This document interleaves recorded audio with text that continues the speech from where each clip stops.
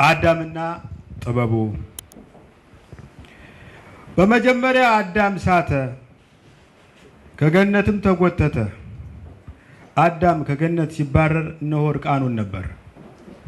ብርዱ ውርጩ አንዘፈዘፈው፣ ዶፉ ጠሉ ወረደበት። ያንጀረገገውን አይተው አዕዋፍ አራዊት ሳቁበት። ይህን አዳም ተማረረና ተመራመረ። ተመራምሮም አልቀረ፣ ጋቢ መስራት ጀመረ። ጅማሬውን ወደደች፣ ተጀምሮ እስቲፈጠም የእድሜውን ግማሽ ወሰደ። ያሳዝናል፣ ጋቢውን ጨርሶ ሲቋጭ ገላው ብርዱን ለመደ።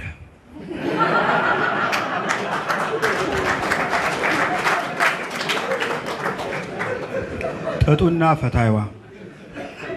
በአበባነት ወቅቱ ጥጥ ነይ ብሎ ቀርቧት ፈታይ ሆና ቀርበው ከስሩ ፈንቅላው ከንቡጡ ፈልፍላው ከማረጓ ውርዳ መሬት አስተኝታው በፈገግታ በትር በሳቅ ማዳወሪያ ቀኑን ሙሉ ወቅተው በድምጧ መንደፊያ በአይኗ መዳመጫ ከፍሬው ለይተው ለካ እሱም ተረቶ ሰውነቱን ትቶ አምኖ ጥጥነቱን መዳፏ ስር ገብቶ ድድር ገላው ሳስቶ ጥብቅ ጉልበቱ ላልቶ ሆኖላት ባዘቶ በስሜት እንዝርቷ ታብቶላት አስራው በራቁት ጭኖ ላይ አሽከርክራ ሽራው ሲወፍር አቅጥናው ሲረግብ አክርራው ሲያሰኛት ልቃቂት ሲሻት ቀለም አርገው ለካ እሱም ተረቶ ሰውነቱን ትቶ ጥጥነቱን አምኖ እንዳደረገችው እንዳሰኛት ሆኖ መለወጡን እንኳን ሳያስብ ለአንዳፍታ ከጥጥነት ልቆ ሆኗት ቀጭን ኩታ ቀንቀን ለውበቷ ማታ ለሙቀቷ ሲሆን ሰነባብቶ እድፍና ትቢያ ከገላዋ አንስቶ ጻዳው አካሉ እያደር ጨቂቶ እሷ ሳትለወጥ እሱ ነቱ አርጅቶ ተሽቀንጥሮ ቀረ ሆነና ቡትቶ በሌላ ጻዳ ኩታ ተተክቶ። አመሰግናለሁ። እንዳጠር ያለ ሽራፊ ታሪክ አነብላችኋለሁ። ሽራፊ ታሪኩ የተጻፈው የአፍሪካ አንድነት ድርጅት ስብሰባ አዲስ አበባ ውስጥ በተካሄደበት ቀን ከነበረ ገጠመኝ ተነስቼ ነው። ርዕሱ ሀራምቤ ይላል። ሀራምቤ የአፍሪካ ነጂዎች ማለቴ መሪዎች ለማይወዱትና ለማይወዳቸው ህዝባቸው ሲሉ አዲስ አበባ ውስጥ ጉባኤ ባደረጉ ቀን እኔ ቴሌቪዥን እያየሁ ነበር። መሪዎች ዱላ ቀረሽ ሙግት ያመጣሉ ብዬ ስጠብቅ እያንጎላቹና እየተኙ አዲሱን የጉባኤ አዳራሽ የጅምላ አልቤርጎ አስመሰሉት። ካሜራው የዚምባብዌ ፕሬዝዳንት ላይ ሲያነጣጥር ሙጋቤ ሰርግ ያደሩ ይመስል ጠረጴዛው ላይ ተደፍተው ያንኮራፋሉ። ለነገሩ ማን ቀረ? የሴኔጋሉ ተኝቷል፣ የኬንያው ተኝቷል፣ የሶማሊያው ተኝቷል። የኢትዮጵያው መሪ ግን ተኝተው አልታዩም። ምናልባት እሳቸው በተኙበት ሰዓት የካሜራ ባለሙያው ራሱ ተኝቶ ይሆናል።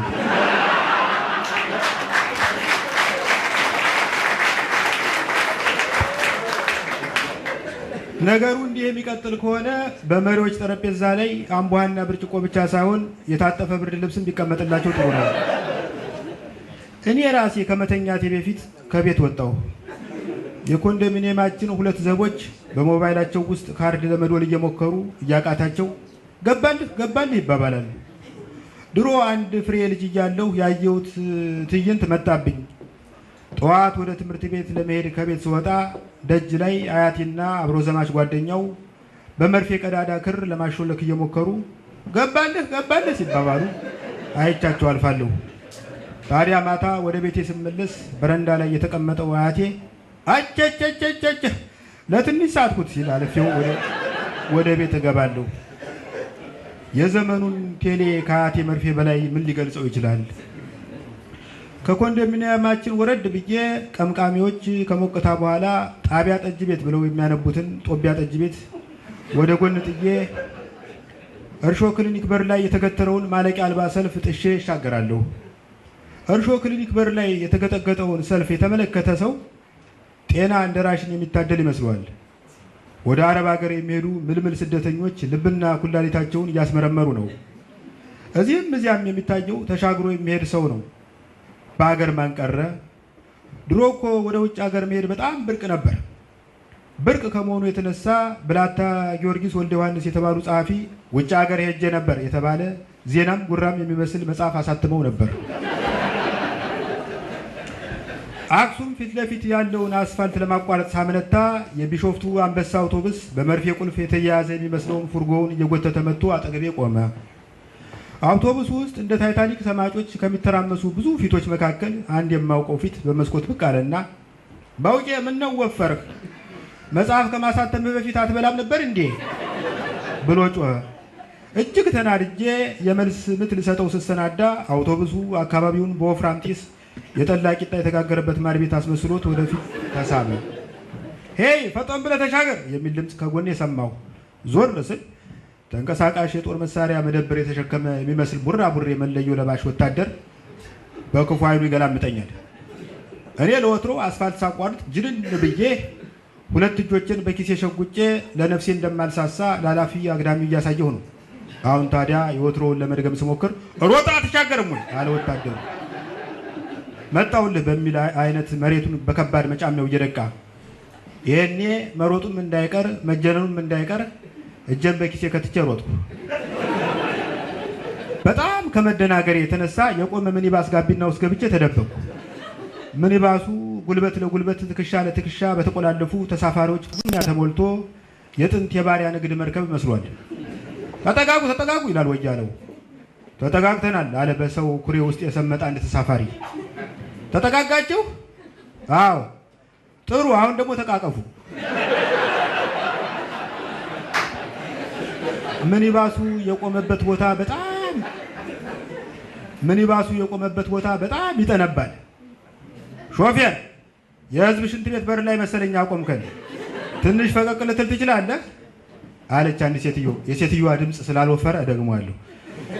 ሾፌር፣ የህዝብ ሽንት ቤት በር ላይ መሰለኝ አቆምከን፣ ትንሽ ፈቀቅ ልትል ትችላለህ አለች አንድ ሴትዮ።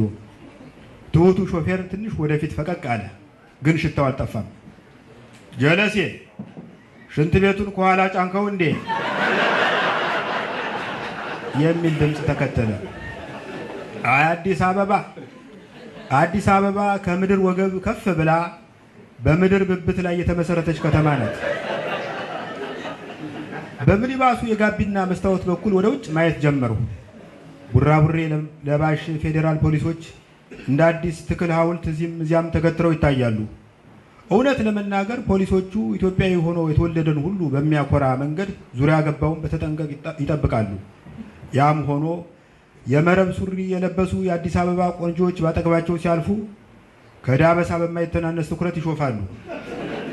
በተለይ አንዱ ወታደር ጠመንጃውን እንደ ቆላ ከዘራ ተመርኩዞ አልፎ ያች ቆነጃጅትን ተግቶ ከማየቱ የተነሳ ለጠለፋ እንጂ ለጥበቃ የተሰማራ ይመስላል። በእርግጥ እኔም በኑሮዬ ጣልቃ ሴት አያለሁ። እንደዚህ ወታደር አልመዝምዤ ያየሁበት ቀን ግን ትዝ አይለኝም። ዘመዶቼ፣ የዚህ ወታደር አስተያየት እኮ ከአድናቆት አልፎ የመስክ ጥናት የሚሉት አይነት ነው። አቤት አቤት፣ እኛ ወደ ካምፕ ከገባን በኋላ እንዴት ያሉ ተወልዷል እያለ የሚተክዝ ይመስላል። አንዳንዱ ፌዴራል ፖሊስ ጥበቃ ሲሰለቸው በሬዲዮ መገናኛው መልእክት የሚቀበል መስሎ ሸገር ሬዲዮ ያዳምጣል። አልፎ አልፎም በወኪቶኪው ደውሎ ዘፈን ይመርጣል። ድንገት አካባቢው በማስጠንቀቂያ ነጋሪት ድብልቅልቁ ወጣ። ከታንክ በስተቀር በብዙ የጦር መኪና የታጀበ ሊመዚን አለፈ። ጠቅላይ ሚኒስትሩ መሆን አለባቸው። ቀጥሎ በአራት ሞተረኛ የታጀበ መኪና አለፈ። ሌሎች የአፍሪካ መሪዎች ይመስሉኛል። በመጨረሻ ምንም ያላጀበው ቮልስ አለፈ። በዚህ ውስጥ ያለው የኤርትራው ልዑክ መሆን አለበት።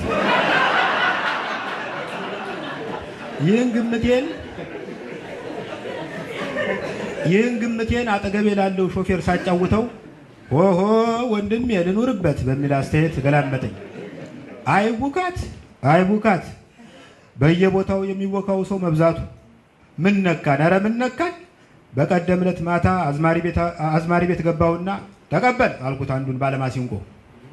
ባለማሲንቆ ለጥቂት ደቂቃ ትክ ብሎ በጥርጣሬ ሲመለከተኝ ተቆየ። በኋላ ከመቀበሌ በፊት ግጥሙ በምን ዙሪያ ያጠነጥናል ብሎኛ አረፈ።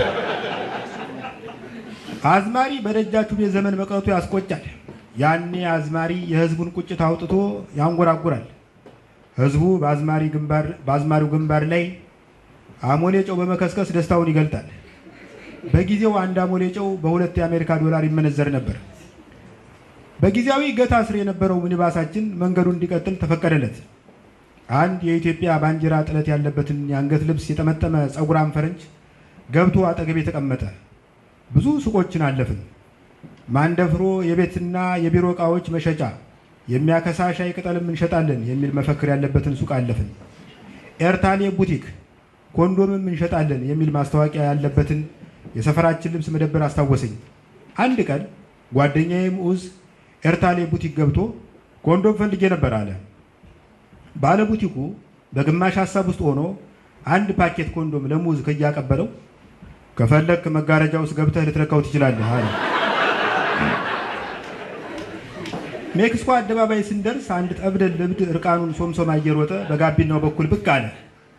ከፍረቴ የተነሳ መሬት እንደ ጋዳፊ ቱቦ ተከፍታ ብትውጠኝ በወደድሁ። ፈረንጁ የአገሬን እብድ እንዳየው ጸለይሁ። ወይኔ ሊያየው ነው አየሁ። ዋት ሄር ኢዝ ዚስ አለ ፈረንጁ በድንጋጤ ወደ እኔ ዞሮ።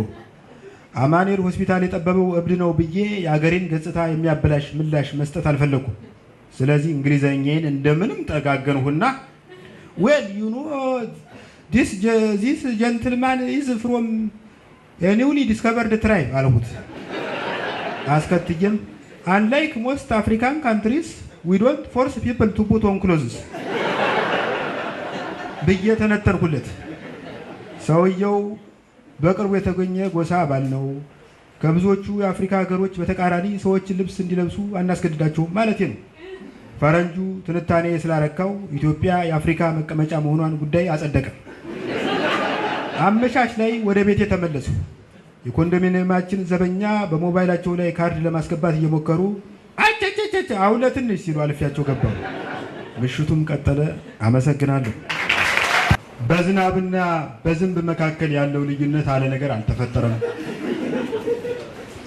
በነገራችን ላይ ተራኪው አስተናጋጅ ነው። አስተናጋጁን እያሰባችሁ በዝናብና በዝንብ መካከል ያለው ልዩነት አለ ነገር አልተፈጠረም። እነሆ ግንቦት በዝንብ ታጅቦ ሲወጣ ሰኔ በዝናብ ታጅቦ ገባ። ክረምቱ አየሩን ብቻ ሳይሆን የሰዎችን ሙያ ቀየረ።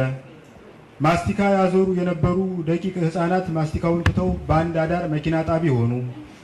የጉልት ሴቶች ጉልቱን ትተው መንገድ ዳር በቆሎ እየጠበሱ አዲስ አበባን ከመዲናነት ወደ ማርቤትነት አሸጋገሯት።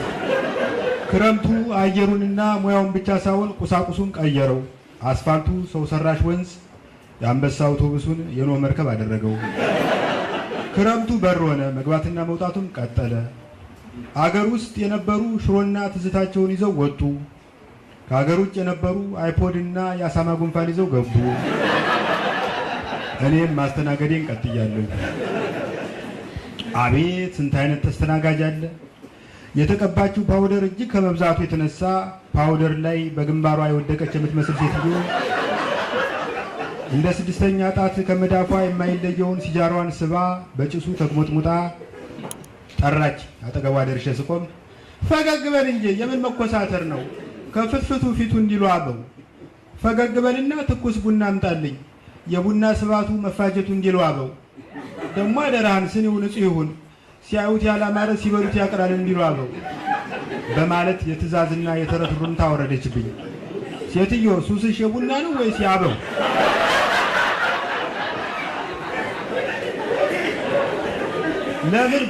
ለምን ቡናውን አበው አይታዘዙሽም ብዬ ላስቅባት ካሰብኩ በኋላ ከሰው ጋር ሲኖሩ ሞኝ ሆኖ አህያን ሲጭኑ 3 ሆኖ እንዲሉ አበው በዝምታ ስራዬን ቀጠለ።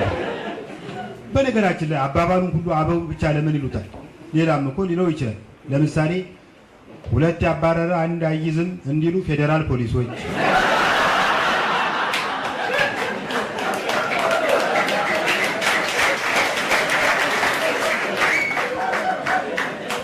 ሊነጋጋ ሲል ይጨልማል እንዲሉ የመብራት ተረኞች፣ ልጅና የወረቀት ያስያዙትን አይለቅም እንዲሉ መሰረተ ትምህርት የተማሩ እናቶች፣ ሲሮጡ የታጠቁት ሲሮጡ ይፈታል እንዲሉ የአትሌቲክስ አሰልጣኞች፣ የማይተማመን ባለንጀራ በየወንዙ ይማማላል እንዲሉ የናይል ተፋሰስ አገሮች፣ ሳታማሃይ ብላኝ እንዲሉ ለምክንያት ግድ የሌላቸው ምግቦች፣ የባሳል አገርን አትልቀቅ እንዲሉ ወደ ሶማሌ የተሰደዱ የሀገራችን ሰዎች፣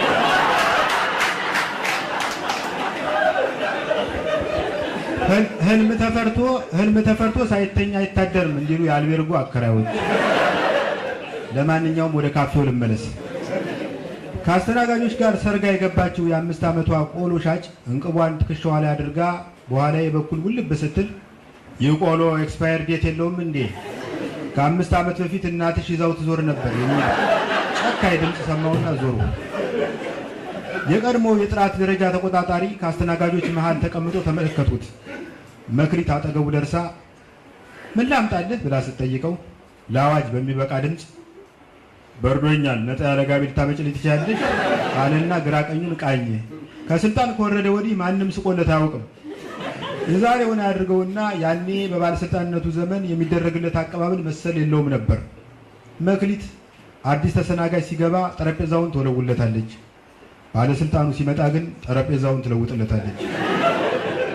በየምግብ ቤቱ በር ላይ የሚለጠፈው ታሽጓል የሚለው አሳዛኝ ድርሰት ደራሲ ይህ ሰው ነበር።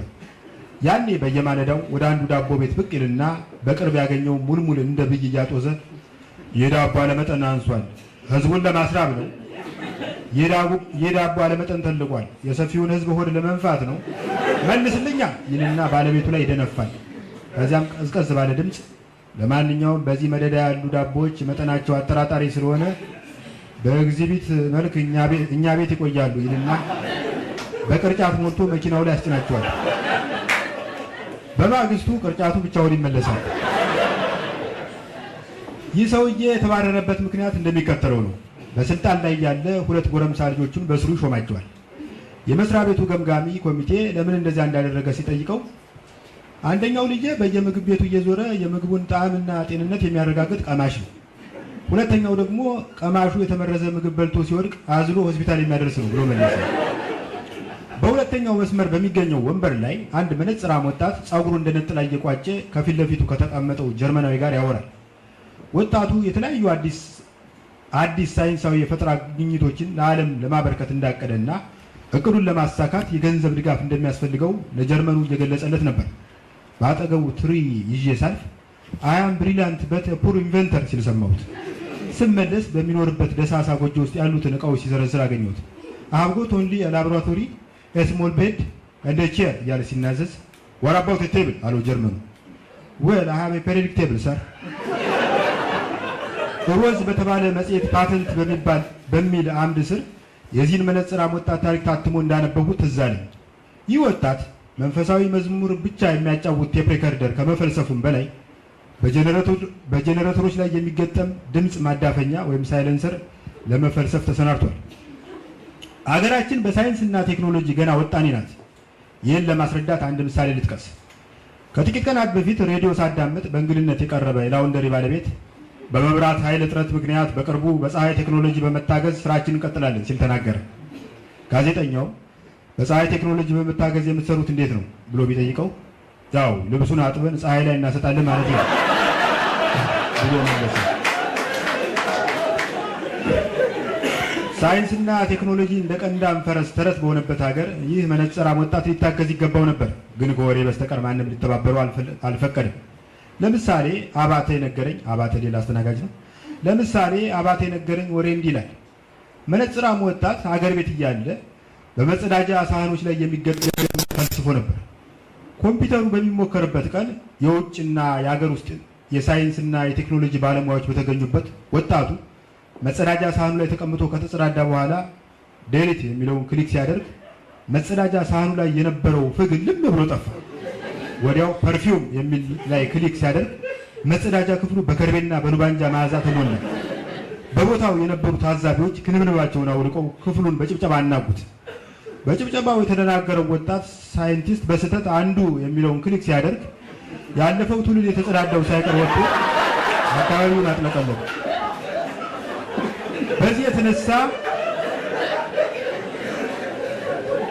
በዚህ የተነሳ መነጽራሙ ወጣት አካባቢውን በመበከል ተከሶ የ2 ዓመት እስራት ተፈርዶበት ለ4 ዓመት ታሰረ።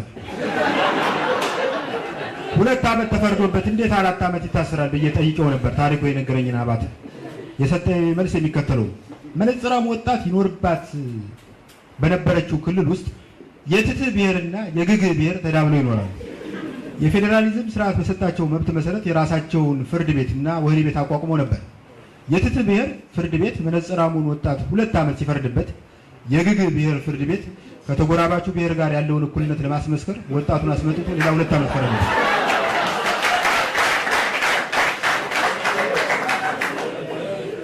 መነጽራሙ ወጣት አንድ ቀን ካፌ ውስጥ ሞተ።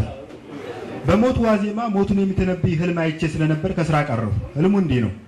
የጥራት ደረጃ ተቆጣጣሪ የነበረው ሰውዬ በካፌያችን በር ላይ ቆሞ የተስተናጋጆችን ልብስ እያየ ያስገባል። ብዙ ተስተናጋጆች ልብሳቸውን እንደ መታወቂያ እያሳዩ ይገባሉ። ድንገት መነጽራሙ ወጣት ሰልባጅ ካፖርት ለብሶ ይመጣል። የጥራት ደረጃ ተቆጣጣሪው ሰልባጅ ለብሰው ወደዚህ መግባታችንም ብሎ ይከለክሏል። ወጣቱ ግን አሻፈረኝ ብሎ በመታገል የጥራት ደረጃ ተቆጣጣሪውን ከካፌው መዝጊያ ጋር ደርቦ ይዞት ወደ ውስጥ ይገባል። ከህልሜ ስነቃ ሰልባጅ የሙት ልብስ ስለሆነ ወጣቱ እንደሚሞት ተገነዘቡ። እኔም በሞቱ ላለመግባት ገዳዩ ላለመሆን ወደ ካፌው ሳልሄድ ቀረው። በሁለተኛው ቀን ወደ ካፌው ስመለስ አስተናጋጁ አባተ በነፍስ ገዳይነት ተጠርጥሮ ወደ ፖሊስ ጣቢያ መሄዱን ሰማሁ። ምን ደረሰበት? ከመርማሪው ፖሊስ ጋር ያደረገውን ምልልስ እንደሚከተለው አቀርባለሁ። አባተ በወረዳ ምንትስ ፖሊስ ጣቢያ ከመርማሪው ፊት ለፊት ቁጭ ብሏል። መርማሪው ከፊቱ ያለውን መዝገብ ሲያገላብጥ ከቆየ በኋላ አቶ አባተ ቤተሰብ አለህ ብሎ ጠየቀ። አለኝ፣ ማስረጃ ካስፈለገ አለና አባተ ከኪሱ ውስጥ አሮጌ አልበም አውጥቶ የመጀመሪያውን ገጽ ገልጦ ከግራ ወደ ቀኝ ይቺ ምሽቴ ናት፣ ይሄ ልጄ ነው፣ ይሄ ደግሞ አባቴ ነው፣ ይሄ ባዶ ቦታ ነው ያለ ሲቀጥል ፖሊሱ ልጁ ቁጭ አባትን ይመስላል ብሎ አቋረጠ። ቢመስል አይገርመኝም፣ እኔ ለስራ ወጣ ስል ጠብቆ አባቴ እኛ ቤት ይመጣ እንደነበር ደርሼበታለሁ። አስተናጋጅ ከመሆኑ በፊት ምን ትሰራ ነበር? ከብት አድልቤ እሸጥ ነበር። ጌታዬ እንደሚያውቁት በሀገራችን የክርስቲያንና የሙስሊም ስጋ ቤት ብሎ መለየት የተለመደ ነው። እኔም ልዩነቱን ለምን ከበሬው አንጀምረውም በማለት የክርስቲያንና የሙስሊም በሬ እሸጥ ነበር። የክርስቲያንና የሙስሊም በሬ ልዩነቱ ምንድን ነው? የክርስቲያኑ በሬ ቆዳው ላይ መስቀል ይነቀሳል። ጌታዬ ከከብት አድላቢነት ወደ አስተናጋጅነት ያደረግከው ሽግግር እንዴት ነው? ትንሽ አልተራራቀም? አለ ፖሊሱ ፈገግ ብሎ። እንደኔ አልተራራቀም። ያው ከከብት አድላቢነት ወደ ሰው አድላቢነት ነው የተሸጋገረው። ከዚህ ማኮብኮቢያ በኋላ ፖሊሱ በቀጥታ ወደ ምርመራው ገባ። ከሟች ጋር የነበራችሁ ግንኙነት ብትገልጽልኝ። ሟቹ በህይወት በነበረበት ጊዜ የነበረን ግንኙነት የአስተናጋጅና የተስተናጋጅነት ነው። ሟቹ በሞተበት ቀን የነበረውን ሁኔታ ትገልጽልኛለህ? ወደ ካፌያችን መጥቶ ውሃ አዘዘ፣ አቀረብኩለት። በአጠገቡ ተቀምጠው ሻይ ሲጠጡ የነበሩ ሰዎች እንደነገሩኝ ወዲያው ከኪሱ ብዙ ክኒኖች አውጥቶ ባቀረብኩለት ውሃ እያወራረደ ዋጣቸው። አየቀን ጎደሎ ምነው ውሃውንም እንደ ክኒኑ ከቤቱ ይዞት በመጣ። በጊዜው በሟቹ ፊት ላይ የተስፋ መቁረጥ ስሜት አንብበሃል? ንባብ ላይ ያን ያህል ነኝ ጌታዬ። አልገባም። ስትመለከተው ተስፋ ቆርጧል ብለህ ገምተህ ነበር? መቼስ በርገር በሚቀለጠፍበት ኮካኮላ እንደ ውሃ በሚፈስበት ካፌ ውስጥ አንድ ሰው የቧንቧ ውሃ ብቻ ካዘዘ ተስፋ ቢቆርጥ ነው። ግና መልሶ እጁን ቦርሳ ውስጥ ሲከት ሳይ የምሳ ቃል ያወጣ ነው ብዬ ተዘናጋሁ። ከዚያ ልቤን ሲያወልቀው ለነበረ ተስተናጋጅ ስቴፒኒ አድርሼ ስመለስ ያወጣት ወንበሩ ላይ ዘፍ ብሎ ተኝቷል። አይ ምስኪን፣ ይህኔ ሮንዳ አድሮ ይሆናል ብዬ ቸላልሁት። የመጀመሪያ እርዳታ አላደረክለትም? አድርጌለታለሁ። ተኝቷል ብዬ ስላሰብኩ ዘፈኑን ቀነሱለት። በተጨማሪም አንገቱን ወደ ወንበሩ መደገፊያ አቃናሁት። በእኔ ቤት በስነ ስርዓት ማስተኛቴ ነበር። ለካ እጅሬ በስነ ስርዓት እየሞተ ኖሯል። ሟች ከመሞቱ በፊት የተናገረው ነገር አለ? ሰው ሲኖር መናገሩ መቼ ይቀራል? አባባል አልገባም። ከመሞቱ በፊት ጥቂት ደቂቃዎች በፊት የተናገረው ነገር አለ ወይ? የለም። ባይሆን ከጎኑ የተቀመጠ ተስተናጋጅ ተናግሯል። ፖሊሱ በረጅም ተንፍሶ ወደ ወንበሩ መደገፊያ ተንጋሉ ሲያስብ ከቆየ በኋላ አቶ አባተ፣ ለማንኛውም ሟቹ ለነገይቱ ኢትዮጵያ ብዙ ምርምሮች ያበረክታል ተብሎ የታሰበ ወጣት ነበር።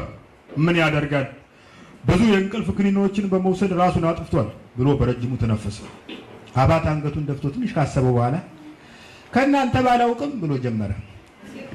ከእናንተ ባላውቅም ሟች ዋጠው የእንቅልፍ ክኒን ከሆነ ጊዜው ርዘም እንጂ መንቃቱ አይቀርም። ቆርጡ እስኪታወቅ ድረስ መንግስት አስከሬኑን መቅበር ትቶ በወዶ ገባ ዘበኛ ያስጠበቀው ይበጃል ባይ ነው። መርማሪው ፖሊስ አባተን በንቀት ለጥቂት ደቂቃ ካተኮረበት በኋላ መሄድ እንደሚችል ገለጸለት። አባተ መሄድ ሲገባው አላስፈላጊ ጥያቄ አመጣ። ጌታዬ፣ ለመሆኑ በምን አበሳዬ ነው ፖሊሶች ቤቴ እንዲፈትሹ የተደረገው? ቤት በመፈተሹ የተጎዳው ነገር አለ? አለ ፖሊስ። መቼም ገመድ በትሪ አላቀረቡለት። ሰው ለመሞት ከተዘጋጀ የሚተባበረው ቀኑ ነው። አዩ ጌታዬ፣ መቼም በዚህ ዘመን ራስን ለመግደል የሚያበቃ ብዙ ነገር አለ። በዘመድ ተስፋ ያጣ ሰው በገመድ ተስፋ ቢያደርግ አይገርመኝም። ያም ሆኖ እንዲህ አይነት ሰው ሲገጥመኝ ልቡ እስኪጠፋ መክረዋለሁ። አንድ ባልንጀራዬ ባለፈው ራሱን ለመግደል የባቡር ሀዲዱ ላይ በጀርባው ተኛ። የምድር ባቡር ብልሽት ስለገጠመው ስራ ካቋረጠ ዘመን የለውም። እዚህ ላይ መተኛት ምንም አይጠቅምህም፣ ተነስ ብዬ ብመክረው እምቢ፣ ባቡሩ እስኪጠገን ድረስም ቢሆን እጠብቃለሁ ብሎ ድርቅ አለ። ለካ ቀኑ ደርሶ ኖሯል። አመሻሽ ላይ ከወፍጮ ቤት የሚመለሱ አህዮች ሀዲዱን ሲያቋርጡ ረግጠው ገደሉት። ለወሬ የቸገረ ነገር። መርማሪው ፖሊስ ከአባተ ጋር የነበረው ቆይታ መጠናቀቁን ለማሳየት ሰዓቱን ደጋግሞ ከተመለከተ በኋላ መሄድ ትችላለህ ብሎ አውተመተመ። አባተ ጥሩ ብሎ ከወንበሩ በከፊል ከተነሳ በኋላ ተመልሶ መቀመጥ አንድ ነገር ብቻ ነበር። እሱ ምንድን ነው? አዎ ፖሊስ ጣቢያ አንዴ ከመጣሁ ላይ ቀር እግረ መንገዴን የምጠቁመው ነገር አለ። ምንድን ነው አለ መርማሪው ጣራጣራውን እያየ። ምንድን ነው ላሉት ጌታዬ፣ ነገሩ ወዲህ ነው። ከጥቂት ቀኖች በፊት አጥቤ ያሰጣሁት ሱሪ ባልታወቁ ሰዎች ተዘርፏል። የክፍለ ከተማው ፖሊስ ከህብረተሰቡ ጋር በመተባበር ሱሪዬን ቢያስመልስልኝ ደስ ይለኛል ጌታዬ። ፖሊሱ በጣም ስለተናደደ ለጊዜው ቃል ተስፋ ነው። ወዲያው ግን ለዘበት እንደተዘጋጀ ሰው እስክሪብቶን ካቀባበለ በኋላ የወገብ ቁጥሩን ልትነግረኝ ትችላለህ? 12 ጌታዬ አለ አባተ። ገንባሌ ነው ወይ ሱሪ? እኔ እንግዲህ ሱሪ ነው ብያለሁ ጌታዬ። የት ሀገር ሱሪ ነው? የቻይና። የቀለሙ አይነት ከመታጠቡ በፊት ነው ወይስ ከታጠቡ በኋላ ጌታዬ? በጠፋበት ጊዜ የነበረውን ቀለም ነው የጠየቁ። አረንጓዴ። ጥሩ አለ መርማሪው። ሱሪህን ሌባ ሊሰርቀው ይችላል። 12 ቁጥር የቻይና ሱሪ ለሌባው ያን ያህል ይጠቅመዋል ብዬ አላስብም። ለነገሩ ይጠቅመዋል፣ ቢያንስ ኩባያ ሊለውጥበት ይችላል። በሌላ በኩል ጥጃ በልቶት ሊሆንም ይችላል። አየህ፣ የአዲስ አበባ ጥጃ ሳር ቢያጣ የሳር ፍራሽ ይበላል፣ የሳር ፍራሽ ቢያጣ አረንጓዴ ሱሪ ይበላል። ያም ሆነ ይህ ፖሊስ አስፈላጊውን ክትትል ስለሚያካሂድ አንተ ስራህን እየሰራህ ውጤቱን ተጠባበቅ ጌታዬ። ቀጠለ አባተ። ያለፈው አልፏል። መቼም መጪውን ሳስብ ግን ይጨንቀኛል በጣም። አሁን የለበስኩት ሱሪ የመጨረሻው ስለሆነ ይሄ ከተሰረቀ ነገ ቢሮ የሚመጣው ጋቢ አገልድሜ ነው። ምን ለማለት ፈልጌ ነው? ከእንግዲህ በልብስ ማስጫው አካባቢ ጥበቃው ቢጠናከር። አይበቃም? ፖሊሱ አንባረቀ። ትንሽ አታስብም? የአንተ ሱሪ አስተማማኝ ጥበቃ እንዲደረግለት ከፈለግ ለምን ቤተ መንግስት አጥር ላይ አታሰጠው? አሁን ከዚህ አትነሳም? አባተ ከመርማሪው ክፍል ወጥቶ የሮጠ የቤቱ ግድግዳ አቆመው። በጣም በጣም በጣም አመሰግናለሁ።